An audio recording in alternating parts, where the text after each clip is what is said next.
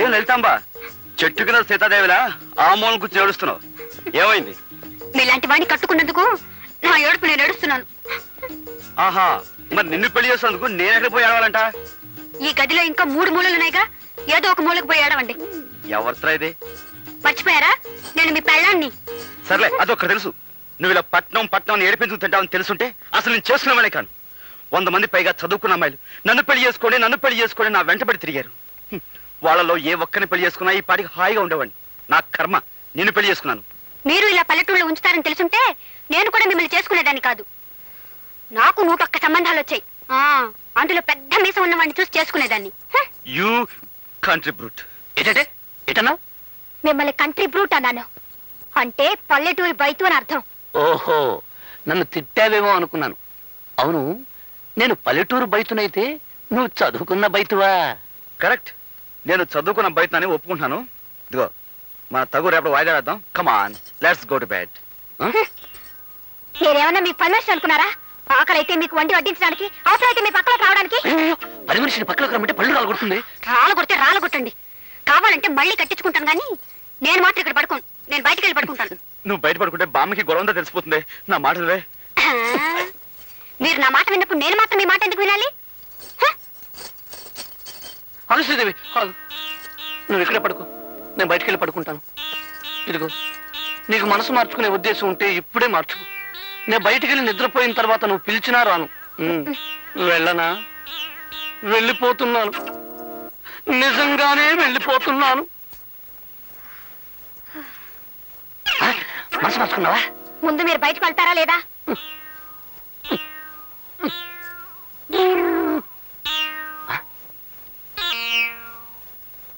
నువ్వైనా సుఖంగా ఉండరా తమ్ముడు.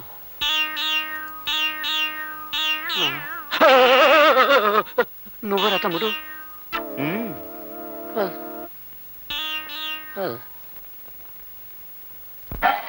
జీవితము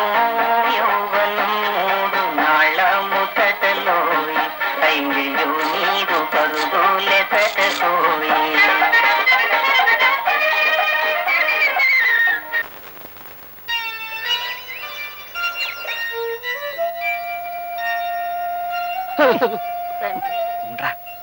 త్వరలో నేను మునిమనవలను ఎత్తుకునేలాగా చేయతండి.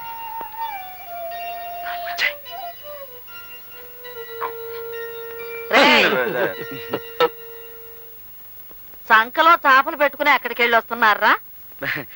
అదే, ఈ తలగ నిండా చీమలు, దోమలు, ఏనుగులు కాదు ఈగలు ఉంటే వాటిని దులపటానికి ఏట్లోకి వెళ్ళాం బామ్మ. అవునవును, ఈగల్ని దోమల్ని దులపటానికి ఏట్లోకి వెళ్ళారా?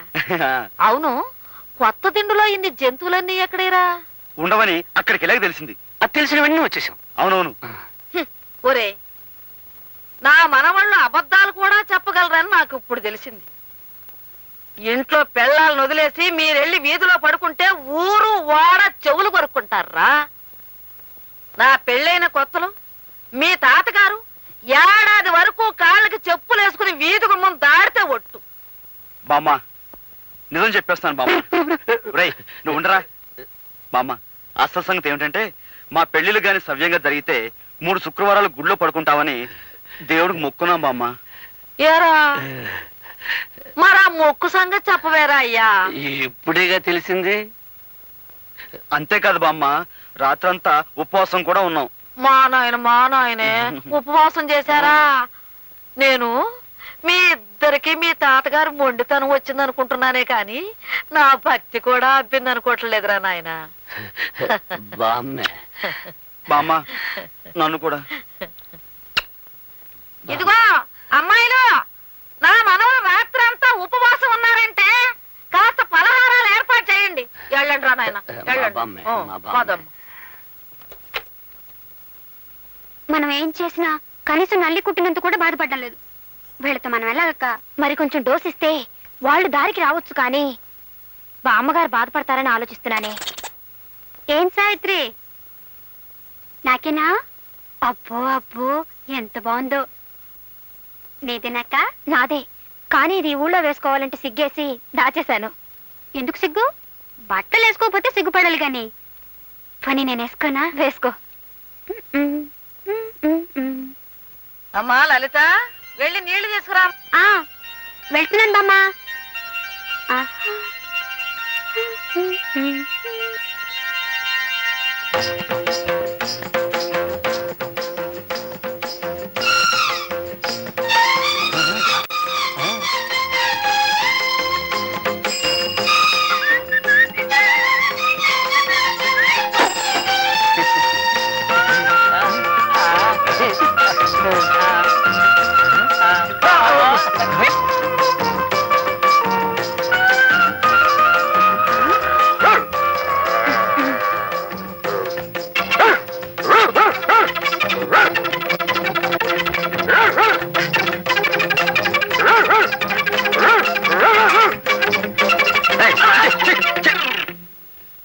ఏం లలితాంబ, ఏమిటి వేషం?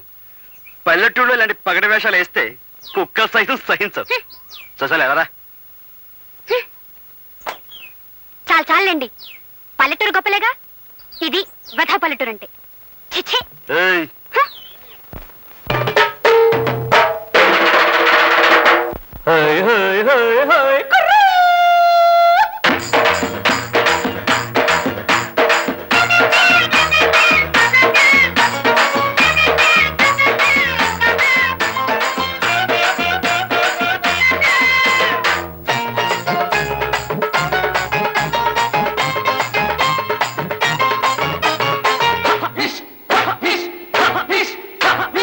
నీకున్నదే కాస్త బుర్రా, సాగులేని చవిటి పర్రా, మా పల్లె సీమల్లు టౌనోళ్ళ గౌనేస్తే డౌన్ అవుతావే ఎల్లకిల్ల, డౌన్ అవుతావే ఎల్లకిల్ల.